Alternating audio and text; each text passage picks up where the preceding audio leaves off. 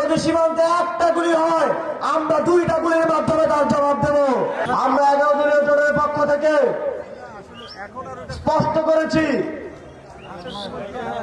এই জোট নির্বাচিত হলে 1 মাসের মধ্যে আমাদের গণতান্ত্রিক আন্দোলনের সকল শহীদ সহ সর্বশেষ আধিপত্যবাদের বিরুদ্ধে শহীদ শরীফ ওসমান বিন হাদির হত্যার বিচার নিশ্চিত করা হবে।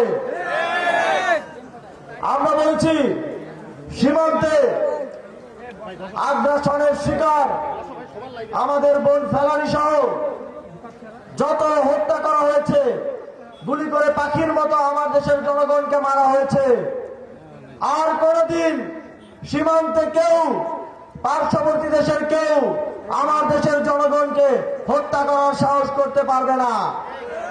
যদি সীমান্তে একটা গুলি হয় আমরা দুইটা গুলি